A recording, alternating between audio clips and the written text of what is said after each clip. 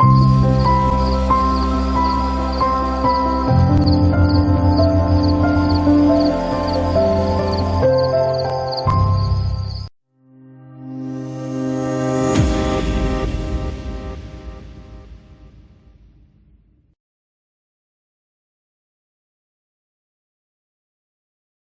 என்ன அப்படின்னா, மும்மொழி கொள்கைங்கிறது ஒரு வரவேற்க வேண்டிய ஒரு விஷயம் ஜி.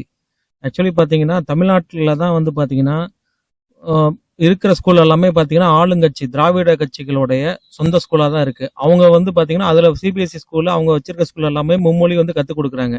மகேஷ் பையாமலையோட பையன் வந்து ஃப்ரெஞ்சு படிக்கிறது ப்ரூஃப் ஆயிருக்கு. அது மாதிரி நடிகர் விஜய் வந்து அவர் விஜய் வித்யாசிரமம் சொல்லிட்டு ஒரு ஸ்கூல் நடத்துறாரு. இது மாதிரி அரசியல்வாதிகளோட பசங்க எல்லாமே பாத்தீங்கன்னா 3 மொழி படிச்சுக்கிட்டு வெளிநாடு போய்கிட்டு நல்ல செல்வ செழிப்போட இருக்காங்க ஜி.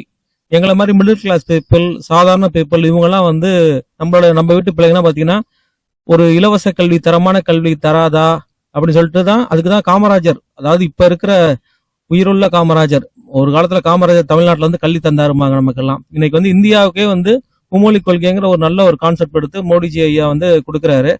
அதை வந்து இங்க இருக்கிற அந்த பிடிக்காத அந்த திராவிட பதர்கள், குறிப்பா சொல்ல போனா இப்ப இருக்கிற திராவிட மாடல் ஆட்சின்னு ஒருத்தர் சொல்லிட்டு இருக்காருல, ஸ்டாலின், உதயநிதி, இவங்கெல்லாம் வந்து தமிழ்நாட்டை எப்படி சீரழிக்கணும், தமிழ்நாட்டு குழந்தைங்க எப்படி வளராம இருக்கணும் இப்படிங்கிறதுக்கு. ஏன்னா மக்கள் வந்து மும்மொழி கொள்கை படிச்சுட்டாங்க அப்படின்னா ஆல் ஓவர் இந்தியா போய் வேலைக்கு போவாங்க. ஆனா அவங்க வந்து எப்படின்னா அவங்களோட பிள்ளைங்க எல்லாம் வெளிநாடு போய் படிக்கிறான். உதயநிதி பையன் வந்து வெளிநாட்டுல போய் படிக்கிறா. அப்படி எல்லாருமே நல்ல செழிப்பா இருக்காங்க. அவங்க பசங்க எல்லாமே நல்லா ஒரு வாழ்வாதாரமா லாங்குவேஜ் படிச்சுட்டு நல்ல ஒரு ஆட்டிடியூட்ல இருக்காங்க. நம்ம பசங்க சரியா படிக்கிறதில்ல ஜி. காரணம் வந்து இங்க இப்ப இருக்க கல்விமுறை வந்து சரியில்லை ஜி.